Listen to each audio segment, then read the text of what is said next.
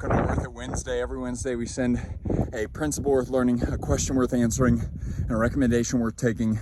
Today's principle is that the cost of the long term is often the short term.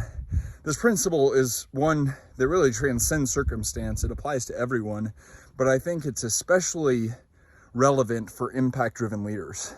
Because think about that term for a second. What is leadership? Well, it's taking people from here to there. And what does it always take if you want to make an impact? Well, one of the primary ingredients of impact is time, right? The Grand Canyon wasn't formed in a day.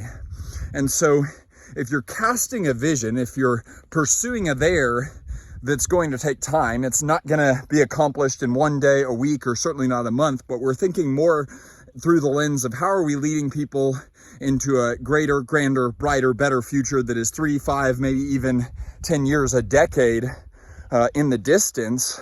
Well, then what are you going to have to do? You're going to have to work on the business and not just in the business. And one of the things that if you own or run a business, you've probably experienced before, is that you almost immediately recognize that, working on the business is way less gratifying immediately than working in the business. We're talking about delayed gratification because when you're working in the business, you're making the sale, you're talking to the customer, you're working with the team member, you're on the phones, you're solving the problem. And whenever you do these things, well, you look like a superhero, right? And people clap for that. People praise that. You feel good because you see the direct results of the effort that you invested. But again, that's like playing whack-a-mole, right? You're solving one-off problems with one-off solutions. Working on the business is way different. I've never seen anyone walk out of a strategic planning meeting and everyone goes, oh my gosh, you did a great job in that strategic planning meeting. No, because we're not going to see the fruit. We're not going to see the results of that strategic plan till at a minimum 90 days from now, but probably way even further than that.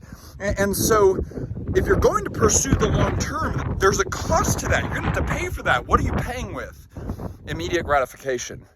You're paying for that with the pleasure, convenience, comfort of today. And that is true in all arenas. And so we don't get the dopamine hit of solving the thing one-off. We don't get the applause for being the superhero that solves the problem. We don't get to make the sale. Instead, we're building systems and processes and structure that we may not see the fruit of until maybe a year, 2 or 3 years in the future. And so what does it require? Well, it requires courage, requires discipline, requires vision and tenacity, but I actually think it requires faith. Because what does Paul say faith is? Faith is the assurance of things hoped for. Think about how wild that is. Assurance. It means I have a level of security and certainty in things that I hope for. Right? So you're kind of trusting. You're like, if I do the right things now, I'm going to cultivate a sense of assurance and belief that the good results, the comfort, the pleasure, the impact, I'm not going to see it right now. Right? I'm going to see it in the future. It's the assurance of things hoped for. It's the evidence of things unseen. And so the cost of the long term is often the short term. But think about the flip side of that. The contrary principle. The cost of the short term is often the long term. So if you settle for immediate pleasure, immediate gratification, comfort, convenience today, you're paying for that too. And you're paying for that with the vision of there. You're paying for that with the better future that you want to create because you're not investing in a better future. The cost of the long term is often the short term. Let's go.